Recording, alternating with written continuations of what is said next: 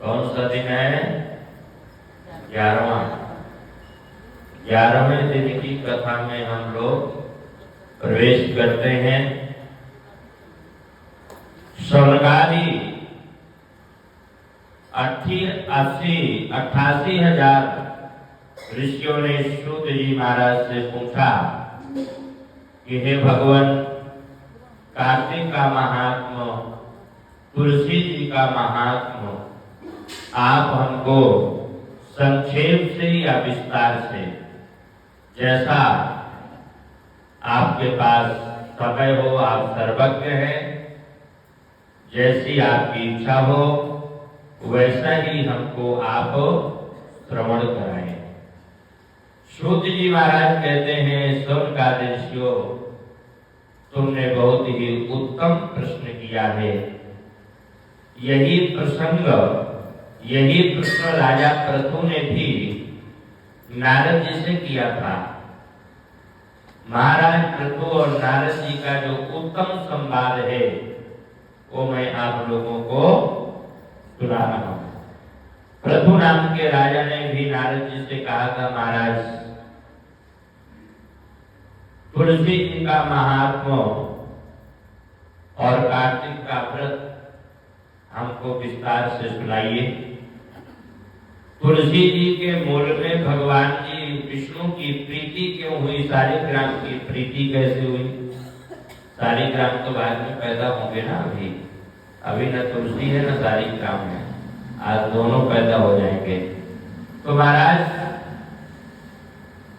भगवान विष्णु की प्रीति तुलसी के मूल में क्यों हुई और तुलसी जी कैसे पैदा हुई, ये सारा प्रसंग हमको आप सुनाएं, क्योंकि आप सर्वज्ञ हैं, आप ज्ञानी हैं, आप वेदों के, पुराणों के जानकार हैं, उपनिषदों के जानकार हैं।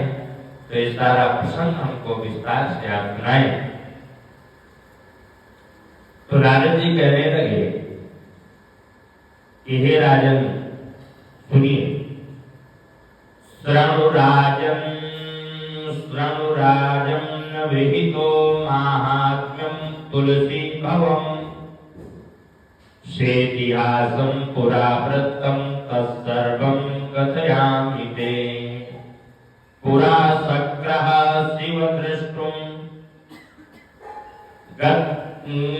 द्रष्टुं गात् कैलास पर्वतं सर्वदेवै प्रतिपृष्ठत् तत्सर्वगण सेवितः।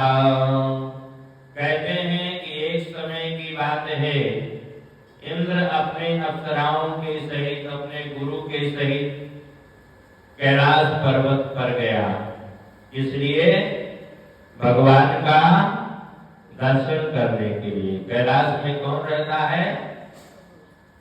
भगवान शंकर रहते हैं। कैलाश भगवान शंकर का घर है, निवास स्थान है, धाम है। तो महाराज कैलाश में गए, जाकर के भगवान दर्शन की अभिलाषा से, और जैसे कैलाश के समीप पहुंचे तो एक जो है भीमकर्मा भयंकर आदमी जो है उनको कैलाश के नजदीक ही दिखाई दिया। अब इंद्र जो है उस आदमी से पूछते हैं कि भाई शिव कहाँ है, भगवान शंकर किधर हैं? तो वो आदमी कुछ बोला नहीं, अपना चुपचाप शांत जो है अपने कार्य में लगा रहा। इंद्र को अभिमान था कि मैं राजा हूं, देवताओं का राजा इंद्र, देवराज इंद्र बोलते हैं, और ये जो है बात नहीं कर रहा है, बोल नहीं रहा है, मैं इससे पूछ रहा हूं। इंद्र ने फिर से कहा कि तुम भाई कौन हो और भगवान शंकर किधर हैं, तुम क्यों नहीं बतला रहे हो? जब वो कुछ नहीं बोला तो इंद्र को गुस्सा आ गया, और जब गुस्सा आ गया तो इंद्र ने अपना वज्र चला दिया। अतस्त्वाम महन्मि वज्रेण कस्ते त्रात्रास्ति दुर्मते, अभी मैं तुम्हें अपने वज्र से तुम्हारा वध कर देता हूं। और वज्र चला दिया। वज्र जाकर के उस आदमी को लगा, उस आदमी का सारा गला जो है काला हो गया। लेकिन वज्र भी जो इंद्र का था वो भी भस्म हो गया। अब जैसे ही इंद्र का जो अस्त्र था वज्र भस्म हो गया और भगवान शंकर मानो बड़े क्रोधित हो गए। अपने तेज से जो है दिशाओं को जलाते हुए बड़ा महाभयंकर भगवान शंकर को क्रोध आ गया। और जैसे भगवान शंकर को क्रोध आया तो इंद्र के जो गुरु थे बृहस्पति, उन्होंने इंद्र को पीछे किया। बोले भाई ये भगवान शिव है, शीघ्र पीछे आकर के उनकी गर्दन पकड़ी और दंडाकार लेटा दिया। लेट जाओ, ये प्रणाम भगवान शिव हैं और तुमने बहुत बड़ा अपराध किया। इंद्र के जो गुरु थे बृहस्पति, इंद्र को जो है साष्टांग प्रणाम करवाया भगवान शिव को और कहा कि ये तो कालों के महाकाल हैं, कालों के काल हैं, भगवान शिव हैं, तुमने बहुत बड़ा अपराध किया है। और जैसे ही इंद्र जो है भगवान शिव को साष्टांग प्रणाम करने लगे, इधर बृहस्पति जो है भगवान शंकर की स्तुति करने लगे कि नमो देवाधिदेवाय अंबकाय कपर्दिने त्रिपुरगणाय सर्वाय नमो अंधक निषूदने विरूपाय स्वरूपाय संभवे चापिनाकिने यज्ञ विध्वंस कर्त्रे च यज्ञानां फलदायिने कालांतकाय कालाय कालभोगधराय च नमो ब्रह्म श्रीरोर्हर्ते ब्राह्मणाय नमो नमः। इस प्रकार से भगवान शिव की बृहस्पति ने स्तुति किया और महाराज थोड़ी सी स्तुति से भगवान प्रसन्न हो गए। भगवान का नाम है भोले और भाले। अगर प्रसन्न हो जाए तो तुरंत प्रसन्न हो जाते हैं और महाराज नाराज भी बहुत जल्दी होते हैं। तो जब नाराज होते हैं तो फिर बचाने वाला भी कोई नहीं होता, भाले के समान है। एक लोटा जल चढ़ाओ, एक लोटा से शिव प्रसन्न हो जाते हैं। ऐसा कोई देवता नहीं जो एक लोटा जल से प्रसन्न होता हो, लेकिन भगवान शिव ऐसे हैं, एक लोटा जल और सारी समस्याओं का हल। तो भगवान शिव प्रसन्न हो गए और कहने लगे परम गुरु ही परम गुरु ही, अरे ब्राह्मण तुमने बहुत बढ़िया स्तुति किया है, हम तुमसे बहुत प्रसन्न हैं, वरदान मांग लो, वरदान मांग लो। बृहस्पति जी से कहने लगे परम गुरु ही वरदान मांग लो। बृहस्पति जी कहने लगे कि ठीक है, यदि आप हमको वरदान देना चाहते हैं तो महाराज देवराज इंद्र को जो है आप अभय दान दीजिए, इसको जीवन दान दीजिए और इंद्र का जो है आप रक्षण करें। भगवान शिव ने कहा तो आज तू, और ये जो आपकी ज्वाला जो अग्नि निकली है आपके नेत्रों से, इस संसार को भस्म करने के लिए इसको महाराज आप बहुत दूर फेंक दीजिए। और उस अग्नि को भगवान शिव ने कहा फेंका, गंगा और समुद्र कहा जहां संगम है, जिस स्थान का आज हम लोग जो है गंगा सागर के नाम से जानते हैं। गंगा सागर में जाकर के वह अग्नि गिरी और जैसे ही वो अग्नि गिरी तो एक बालक का रूप ले लिया, बालक का रूप ले लिया और वो रोने लगा। बालक, जब बालक पैदा होता है तो रोता है ना, हाँ, तो रोने लगा। तो रोने लगा बालक, तो महाराज ये साधारण बालक तो था नहीं, भगवान शिव के क्रोध से पैदा हुआ बालक है। और इतना भयंकर रोया, इतना भयंकर रोया कि पूरे ब्रह्मांड के आदमी जो है परेशान हो गए। पूरे पृथ्वी के नहीं, पूरे ब्रह्मांड के। ब्रह्मा जी ने भी विचार किया कि पता नहीं कौन इतना तगड़ा रो रहा है, कौन है। और ब्रह्मा जी वहां पहुंच जाते हैं जहां वो रो रहा है। जैसे ही ब्रह्मा जी वहां पहुंचते हैं, सुसमुद्र ने उस बालक को लेकर के ब्रह्मा जी की गोद में दिया। बोले महाराज मेरा बालक है, गंगा से उत्पन्न हुआ है, इसका आप नामकरण संस्कार करें। और जैसे ही ब्रह्मा जी के गोद में जो है वो बालक जाता है, तो बालक की आदत होती है, जो छोटे छोटे हाथ होते हैं ना इधर उधर घुमाने की। उस बालक ने ब्रह्मा जी की दाढ़ी पकड़ लिया, सफेद सफेद दाढ़ी बड़ी सी दिखाई दिया और दाढ़ी पकड़ लिया। और यहाँ तक आया है पुराण में कि ब्रह्मा जी की दाढ़ी को उसने, बालक ने ऐसे मरोड़ा कि ब्रह्मा जी के नेत्रों से जल गिर गया। रोने लगे ब्रह्मा जी, आंसू की धारा बह गई। जब दर्द होता है तो आदमी रो देता है। तो ब्रह्मा जी के नेत्रों से जल धारा बहने लगी। ब्रह्मा जी कहने लगे कि इसने हमारे नेत्रों से जल निकाला है, इसलिए इसका नाम होगा जलंधर। जलंधर नाम से विख्यात होगा। और ब्रह्मा जी नामकरण करके और वहां से जो है चले जाते हैं। जलंधर उसी वक्त जवान हो गया, वेद शास्त्र पुराणों का ज्ञाता हो गया। और उसी समय उसके पिता ने शुक्राचार्य जी को बुला करके उसका राज्याभिषेक करवा दिया। ब्रह्मा जी और शुक्राचार्य मिलकर के उसका राज्याभिषेक करवा देते हैं और ब्रह्मा जी महाराज वहां से चले जाते हैं। समुद्र ने जो है कालनेमी की कन्या जिसका नाम था वृंदा से अपने पुत्र का पाणी ग्रहण संस्कार करवा दिया, विवाह करवा दिया। वृंदा का और जलंधर का महाराज विवाह हो गया। और कहते हैं कि वृंदा जो है अपने पति की बड़े जो है तन मन धन से सेवा करती थी।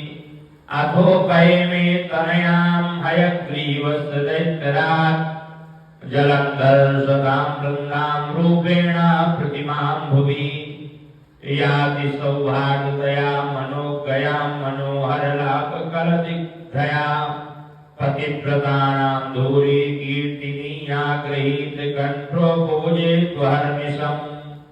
बड़े इत्मीनान से सेवा करती थी वृंदा, पतिव्रताओं में श्रेष्ठ। आए हुए जलंधर को जब कहीं जलंधर बाहर से आता था तो हाथ जोड़ करके प्रणाम करती थी, आइए स्वामी बैठिए, पंखा डुलाने लगती थी। और जो है लोटे में ला करके शीतल जल पिलाती थी। मेरा पति नारायण है यह निश्चय करके सदा जो है वृंदापति का सेवन करती थी। इस प्रकार से वृंदा बहुत दिनों तक अपने पति के साथ आनंद पूर्वक जो है रहने लगी। पृथु नाम के राजा कहते हैं कि एक समय की बात है, पाताल में सभी दैत्य जो है निवास करते थे, क्योंकि देवताओं ने दैत्यों को पराजित कर दिया था। सभी दैत्य जो है पाताल में निवास करते थे। जलंधर का जब उन्होंने राज्य देखा कि भारी हमारे दैत्य कुल का कोई राजा हो गया है, तो जो है पाताल से निकल करके इधर उधर भ्रमण करने लगे। हो जाता है कि हमारा जो है कोई आदमी राजा हो गया तो हमको किस बात का डर है। दैत्य निकल करके इधर उधर घूमने लगे। एक दिन जलंधर ने राहु को देख लिया, केवल सिर था और उसका धड़ नहीं था। अपने गुरु शुक्राचार्य से पूछा कि ये कौन है? बोले राहु है, दैत्य कुल में उत्पन्न हुआ है और समुद्र मंथन के समय देवताओं ने छल करके विष्णु के द्वारा इसको मरवा दिया गया था। अब इतना सुनते ही जो है जलंधर को क्रोध आ गया। जब सारी कहानी जो है सुनी अपने गुरु शुक्राचार्य से, दैत्यों के गुरु कौन? शुक्राचार्य, और देवताओं के गुरु कौन? बृहस्पति। तो अपने शुक्राचार्य से जब ये कहानी सुनी तो जलंधर को क्रोध आ गया। जलंधर ने तुरंत जो है घसकर नामक के दैत्य को बुलाया, जाकर के इंद्र से कहो कि जितनी संपत्ति है दैत्यों की तुम्हारी सभी संपत्ति वापस कर दो, और नहीं तो युद्ध करने के लिए तुम तैयार हो जाओ। तुमने हमारे पिता का मंथन किया है। जलंधर के पिता कौन? जलंधर के पिता है विष्णु समुद्र।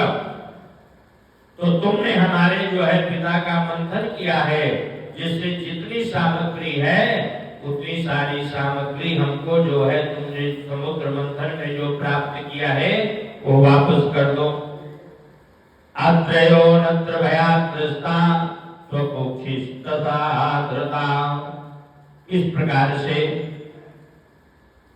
घस से बोले कि हे दूत सुनो, जैसा हमने सागर, इंद्र कहने लगा कि जैसा हमने सागर का मंथन किया है, मेरे डर से सारे पहाड़ जो है तुम्हारे पिता ने छिपा लिया था और पहाड़ों को दंड देना था, इसलिए हमने जो है उनका मंथन किया है। इसी तरह से एक समुद्र का पुत्र शंकासुर देवताओं का शत्रु हुआ था, उसको हमारे छोटे भाई विष्णु ने सागर में मारा। इससे दूजा समुद्र मंथन का कारण सुन। नारद जी कहते हैं राजन, इस प्रकार से इंद्र से भेजे हुए दूत ने जलंधर से सारा हाल इधर सुना दिया, इधर घसमर ने सुना दिया, और इधर घसमर को इंद्र ने सारी कहानी सुना करके भेज दिया, जा करके अपने स्वामी से कह दो। आकर के एक दूसरे का जब वार्तालाप होता है तो महाराज जलंधर युद्ध करने के लिए तैयार हो जाता है। बड़ी भयंकर जो है सेना निकालता है और जाकर के अमरावती में चढ़ाई कर देता है और बड़ा भयंकर युद्ध होता है। जो दैत्य कुल में राक्षस मारे जाते हैं उनको जो है शुक्राचार्य मृत संजीवनी विद्या से जिला देते हैं, और इधर जो देवता मारे जाते हैं तो बृहस्पति देव द्रोणाचार्य से दिव्य औषधि ला करके देवताओं को जिला देते हैं।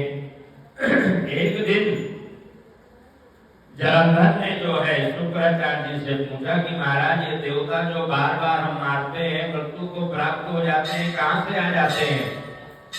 तब बोले कि ये जो है बृहस्पति द्रोणाचार्य पर्वत से दिव्य औषधि ला करके इनको जीवित कर देते हैं। तुम ऐसा करो कि द्रोणाचार्य को उखाड़ करके समुद्र में फेंक दो, तो न रहेगा बांस न बजेगी बांसुरी।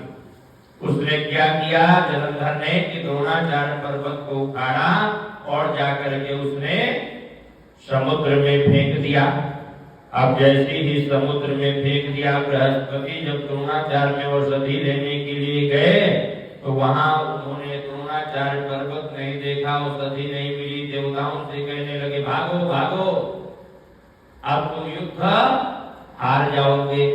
क्यों? क्योंकि ये जो जलंधर है ये भगवान शंकर के अंश से पैदा हुआ है, इसको कोई मार नहीं सकता। और महाराज गुरु के वचन सुन करके देवता लोग जो है सभी जाकर के सुमेरु पर्वत की कंदराओं में छिप गए। जलंधर भागे देवताओं को जान करके इंद्रादिक देवताओं का अधिकार जो है, जितने देवताओं के अधिकार थे सभी राक्षसों को दे दिया। शुंभ निशुंभ आदि सभी को अधिकार बांट दिया। तुमको जल की जल मंत्री बनना है, तुमको खाद्य मंत्री बनना है, तुमको ये सब राक्षसों को जितने मंत्रालय थे देवताओं के सब बांट दिया अपने राक्षसों को। और इस प्रकार से नारद जी कहते हैं कि इंद्र सहित सभी देवता जलंधर को आता देख करके, जब जलंधर को ये पता चला कि देवता लोग जो है सुमेरु की कंदराओं में छुपे हुए हैं, तो जलंधर उधर का जो है रुख किया। देवता लोग बोले कि पता नहीं कंदरा में भी आकर के हमको मारेगा। तो जैसे ही जो है जलंधर को उधर देखा इंद्रादि देवताओं ने, तो भगवान की स्तुति करने लगे।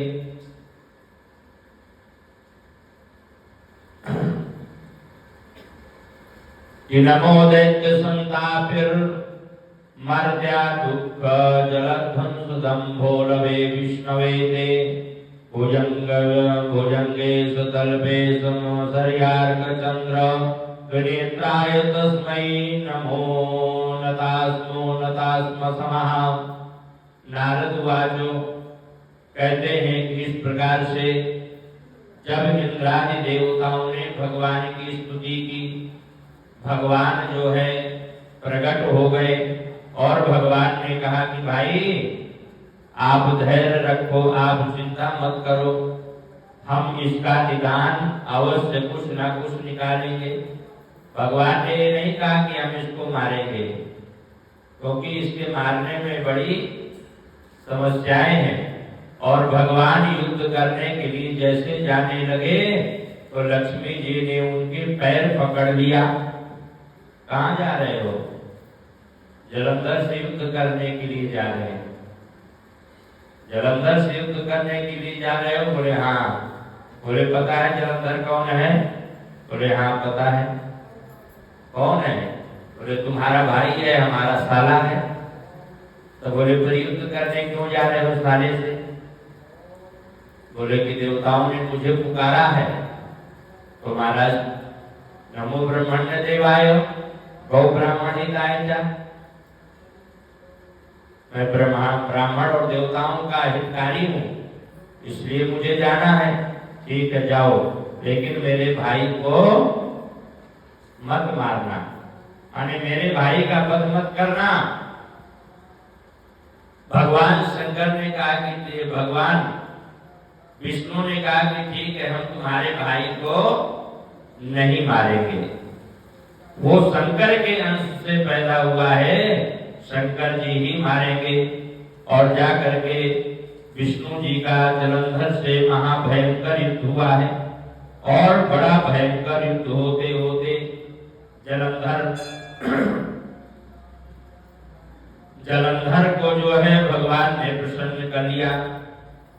और भगवान जो है जलंधर से युद्ध की कला में प्रसन्न हो गए और कहने लगे कि हे जलंधर, हम तुमसे प्रसन्न हैं, परम ब्रूहि वरदान मांग लो। तो जलंधर कहने लगा कि हे भगवान, यदि तुम हमसे प्रसन्न हैं तो गणों के सहित और लक्ष्मी के सहित हमारे घर में आप निवास करें। देव गंधर्व सिद्धों में जो कुछ रत्न संचय था वह अपने बस में करके और जलंधर त्रिलोकी का राज्य कर दिया, त्रिलोकी का राज्य करने लगा। तभी से भगवान विष्णु लक्ष्मी के सहित कहाँ निवास करते हैं? क्षीर सागर में। सागर में तभी से निवास कर रहे हैं भगवान। तो भगवान जो है क्षीर सागर में निवास करने लगे, शेष सैया में लेटे और आनंद अपना करने लगे। इस प्रकार से देव गंधर्व सिद्ध यक्ष राक्षस मनुष्य इसको अपने गांव बसाया। ऐसे जलंधर ने देवताओं को प्रजा बनाकर धर्म से पुत्रों के समान पालन करने लगा। सभी को जो है यथोचित जलंधर देवताओं को भी जो है बोले कि भाई कोई बात नहीं, तुम भी हमारे भाई बंधु हो, तुम भी अगर मेरे राज्य में रहना चाहते हो तो आराम से रहो, ज्यादा खुचलबाजी नहीं करिएगा। उनको भी कार्य कुछ न कुछ सौंप दिया और जलंधर के धर्म से राज्य करने लगा। दुख दुबला दिन ऐसा कोई नहीं था। एक दिन क्या हुआ कि महाराज नारद जी का आगमन हो जाता है। नारद जी आते हैं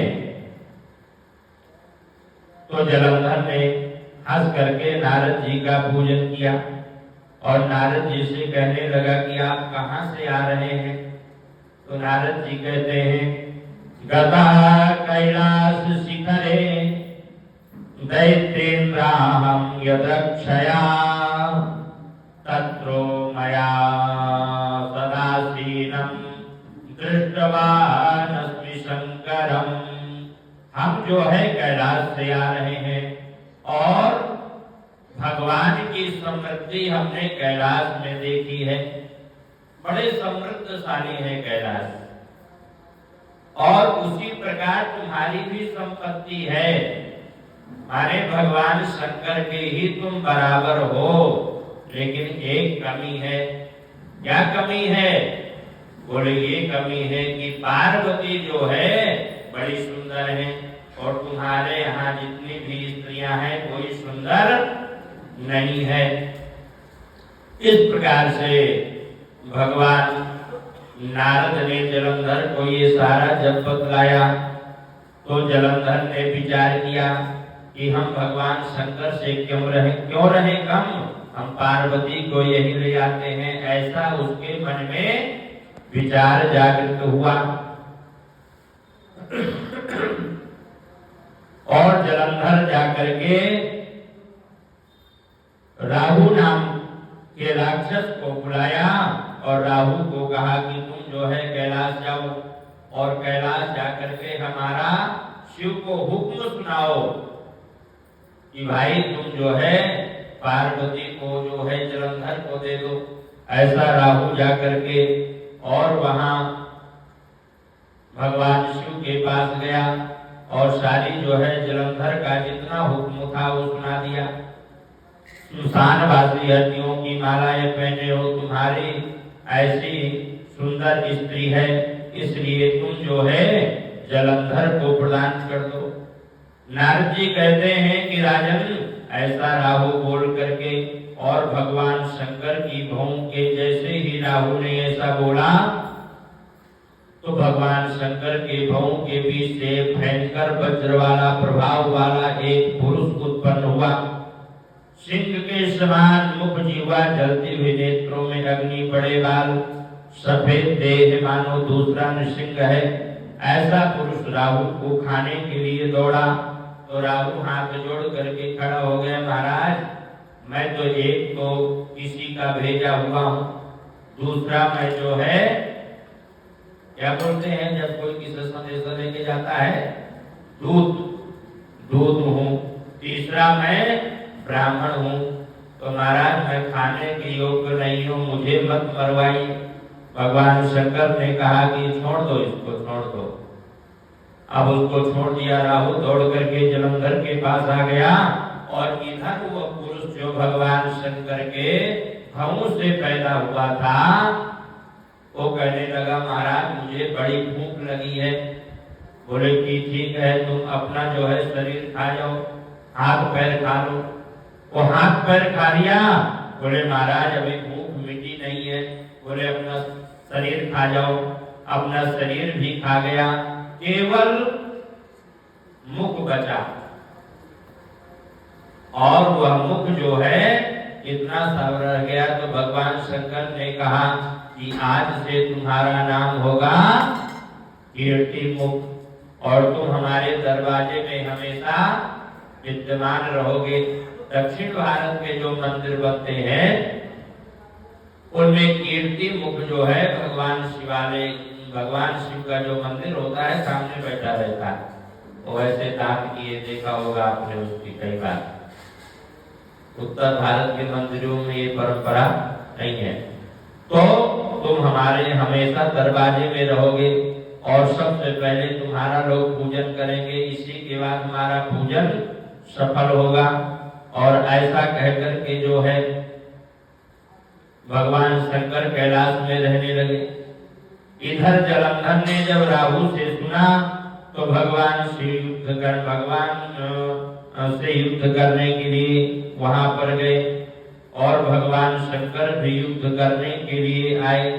लेकिन जैसे ही जलंधर युद्ध करने के लिए गया तो सबसे पहले जलंधर का मुकुट गिर गया, एक अशुभ हो गया। फिर आगे बढ़ा तो शुक्राचार्य जी मिल गए। तो इस प्रकार से जब और आगे बढ़ा तो अंग भंग राहु मिल गया। ये तीनों अशुभ है, यात्रा में जो है ये ठीक नहीं है।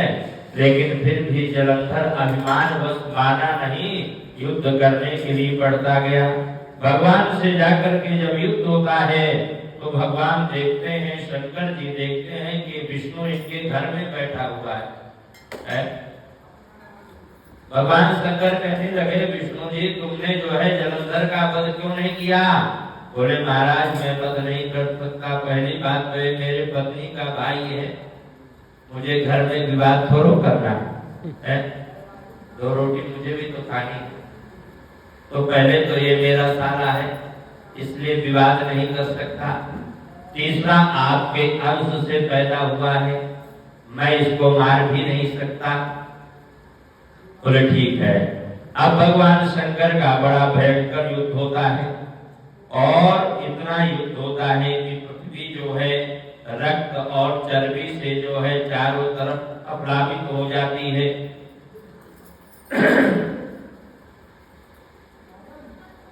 इस प्रकार से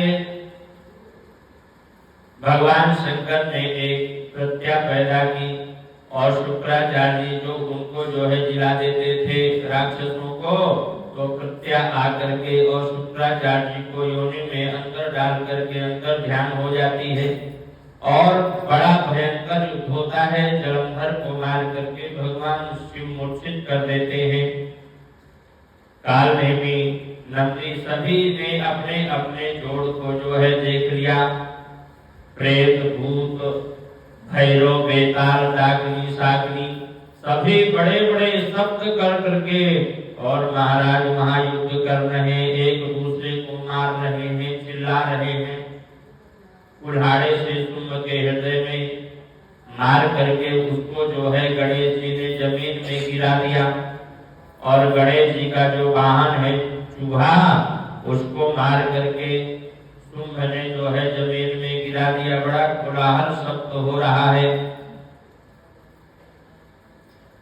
हे जटाधर, जलंधर आकर के युद्ध में खड़ा हो जाता है और कहता है कि हे जटाधर, इन मेरे जो है लोगों को मारने से तुम्हें क्या होगा, तुम मेरे साथ आकर के युद्ध करो। ऐसा बोल करके जलंधर का भगवान शंकर के साथ और बड़ा युद्ध होता है और युद्ध होकर के जलंधर ने ऐसी माया रची और उस माया से क्या हुआ कि भगवान शिव जो है मोहित हो गए। हाथों से हथियार गिर गए, बेहोश रुद्र को जान करके और जलंधर ने भगवान शिव का स्वरूप धारण कर लिया। भगवान शिव का स्वरूप कैसे है कि अतरुद्रम समायांतम विलोक्य भववल्लभा अभ्यायायो सखी मध्यस्था दर्शना पते भव। कहते हैं भगवान शंकर के 10 हाथ हैं, 5 मुख हैं और 3 नेत्र हैं, बड़ी बड़ी जटाएं हैं। बैल में सवार होकर के और ऐसा लग रहा था जैसा साक्षात शिव है और पार्वती जी उनके सामने आ जाती हैं और जैसी ही पार्वती उनके सामने आ जाती हैं तो जलंधर को वो देखती हैं। जलंधर की माया पार्वती के सामने आते ही नष्ट हो जाती है और पार्वती ने कहा कि महाराज ये तो जलंधर है और ये शिव का रूप धारण करके यहाँ आया है। विष्णु को उन्होंने याद किया। बोले महाराज आप धर्म के रक्षक हैं, जलंधर यहाँ कैसे आया? तो भगवान विष्णु ने कहा कि जैसे जलंधर ने यह रास्ता दिखलाया है वैसे हम भी करेंगे, क्योंकि ये अपनी पत्नी के पातिव्रत धर्म से इसका वध नहीं हो रहा है, ये जीवित है, इसलिए हम भी इसका रास्ता ऐसे ही करेंगे। जलंधर की सारी माया छूट गई। वृंदावन बिहारी लाल की। अब जो है 2 अध्याय तो हमने सुना दिया, 7वां 8वां और 9वां भी सुना देते हैं। समय है ना 5-10 मिनट का, तुलसी जी को पैदा कर देते हैं। बोलो शंकर भगवान की। नारद जी कहते हैं कि अब जलंधर जब युद्ध करने के लिए गया है, इधर वृंदा जो है देखती है कि मेरा पति मारा गया, स्वप्न में देख रही है वृंदा। अथ वृंदा तु सा देवी स्वप्न मध्ये ददर्शहा भरतारं महिषारूढ़ं तैलाभ्यंग दिगंबरम। शरीर में तेल लगाए हुए है, नग्न भैंसा में सवार, काले फूलों की माला, चारों तरफ प्रेत भूत जो है उसके चल रहे हैं, सिर मुड़ा हुआ है और दक्षिण दिशा की ओर अंधेरे में जो है जा रहा है। ये जो स्वप्न है, ये स्वप्न बड़ा अशुभ और भयंकर होता है। ये समझ लीजिए कि अगर ऐसा स्वप्न किसी को आ गया तो उसकी मृत्यु निश्चित है। तो ऐसा स्वप्न वृंदा ने जो है देखा, अपने गांव समुद्र में जो है डूब गया है। अब वो जो है वृंदा विचार करने लगी कि पता नहीं क्यों हो गया, और जब वह जगी तो भी उसको अशुभ ही दिखाई दे रहा है। ऐसा लग रहा है जैसे सूर्य में छेद हो गया हो, सूर्य में छेद हो गया हो और जहां भी जाती वही उसका मन नहीं लगता, मन उद्विग्न हो गया वृंदा का। गौशाला अटारी चारों तरफ गई लेकिन कहीं भी सुखी नहीं। जब वो बगीचे में गई तो बगीचे में घूमते घूमते सिंह मुख नाम के 2 राक्षस देखा, और वह जैसे ही जो है उन राक्षसों से डर करके भगी तो एक मुनि बाबा बैठे हुए थे, संत जी बैठे हुए थे। संत जी से जाकर के लिपट गई, महाराज मेरा रक्षण करें, रक्षा करें। और मुनि जी ने उन राक्षसों को फूंक से हुंकार मार करके भगा दिया। हुंकार से डरे राक्षसों को देख करके वो दंडवत प्रणाम किया है मुनि बाबा को। हे कृपानी दे, तुम मेरी रक्षा करो। अब जो है मैं जानना चाहती हूँ कि आप बहुत बड़े पहुंचे हुए संत हैं, मेरा पति युद्ध करने के लिए गया है, वह हारेगा या जीतेगा ये मुझे आप बतलाइए। नारद जी कहते हैं मुनि ने वृंदा की बात सुनी और ऊपर को देखा। जैसे ऊपर को देखा तो ऊपर से 2 बंदर आकर के नीचे खड़े हो गए, और मुनि का इशारा जैसे ही पाया तो बंदा फिर से ऊपर गए, वो बंदर दोनों फिर से ऊपर गए और जलंधर का सिर लेकर के नीचे आ गए। जैसे ही जलंधर का सिर नीचे लेकर के आ गए और वृंदा ने जब देखा तो महाराज दुख के मारे जो है वह कंपित हो गई। मुनि ने कमंडलू के जल से वृंदा को सींचा, वृंदा को होश आया। उसके पति का सिर रखा है सामने तो बेहोश तो होगी, छींटा मार दिया। मुनि ने उसको जो है कुछ होश आया, पति के माथे में वह माथा रख करके रोने लगी। वृंदा उस मुनि से बोली कि प्रभु जो मेरे सुख पूर्वक बातों से आनंदित करते थे, आज वह मेरे से बोल नहीं रहा है। इस प्रकार से नाना प्रकार से विलाप करने लगी। ऐसा बोल करके, और जिसने देव गंधर्व विष्णु सहित तीनों लोग जीत लिया है, वो एक तपस्वी से कैसे मारा गया? तुम समर्थ हो, फिर इसको जिला सकते हो। ऐसा वृंदा की बात सुनकर के हंसते हंसते मुनि बोले कि जिसको भगवान शंकर मार देते हैं तो किसी को जिलाने में किसी की ताकत नहीं है कि उसको कोई जिला सके। तुम्हारे ऊपर हम कृपा करेंगे, हम अवश्य जिला देंगे। और भगवान जो है, ये जो मुनि बाबा बने थे, कौन है पता है? विष्णु है। विष्णु जो है मुनि बाबा बैठे थे और जलंधर को उन्होंने जिला दिया। जैसे जलंधर जीवित हो गया तो देखा तो उनकी पत्नी जो है, और वृंदा ने देखा ये मेरा पति है, और दोनों जो है अपना एक दूसरे से मिलने लगे। अब आनंद पूर्वक जैसे रहे, तो एक दिन वृंदा ने देखा कि ये मेरा पति नहीं है, ये कौन है? ये विष्णु है।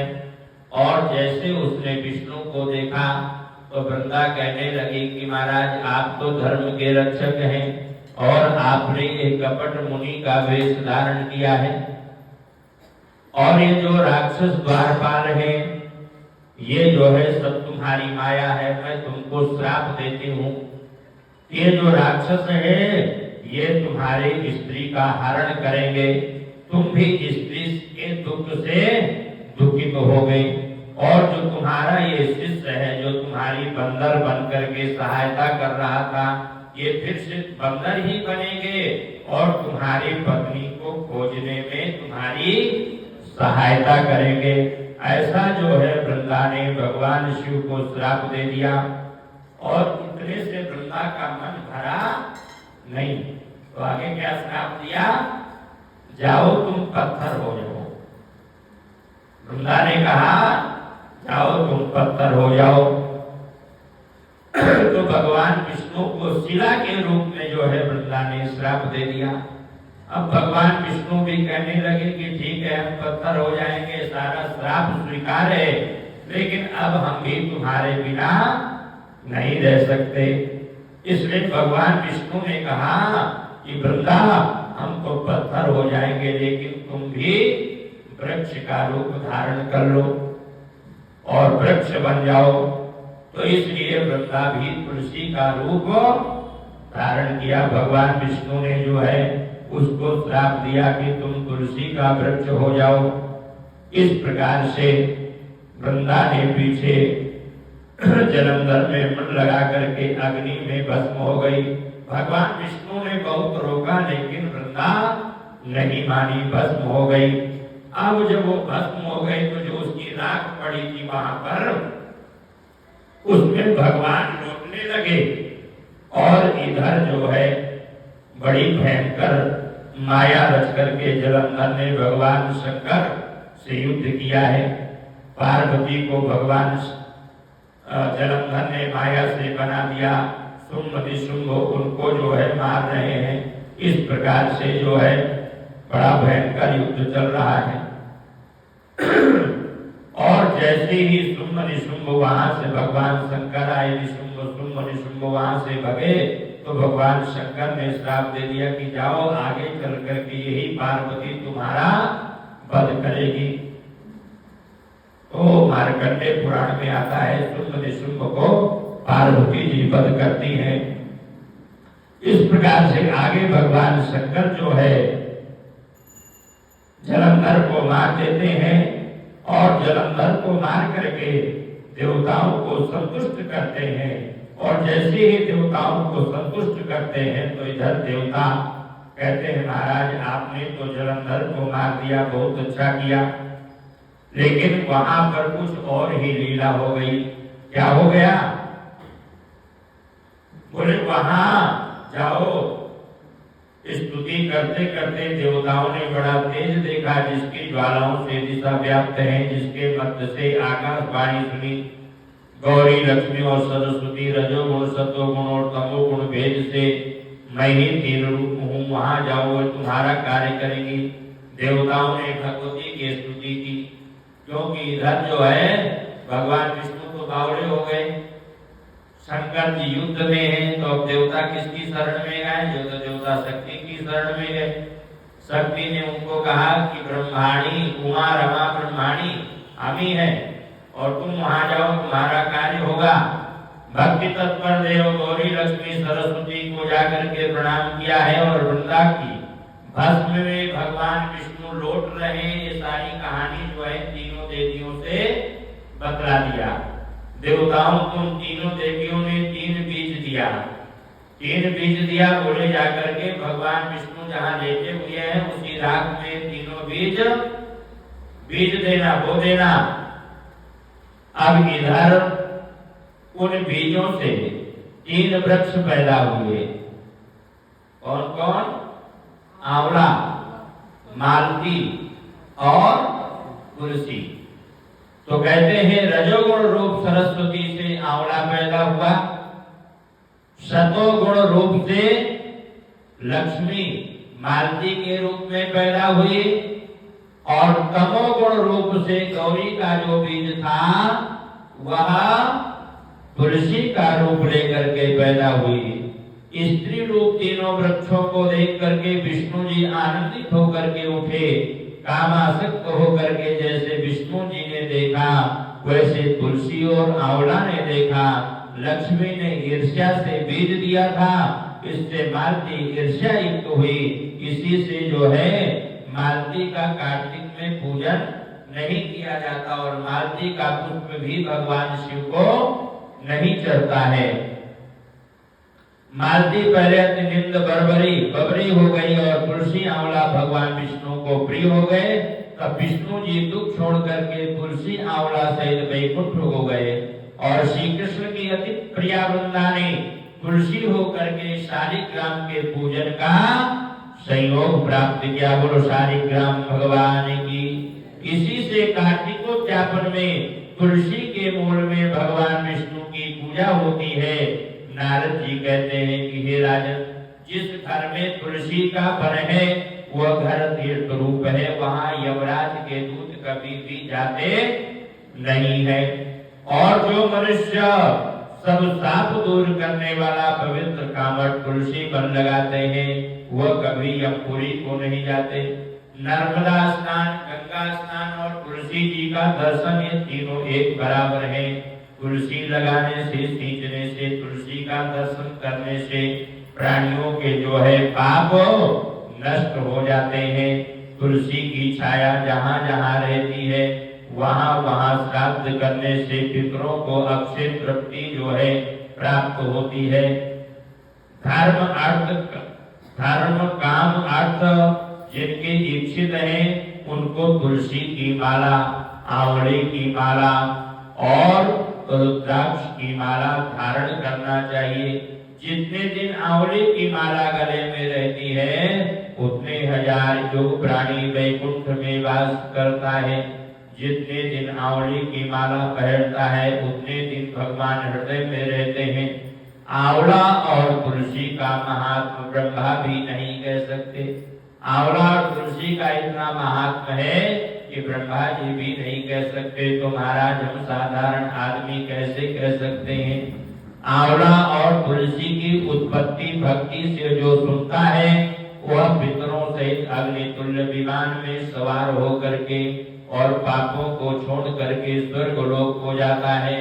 बोलो तुलसी मैया की, बोलो शालिग्राम भगवान की। श्रीमन्नारायण नारायण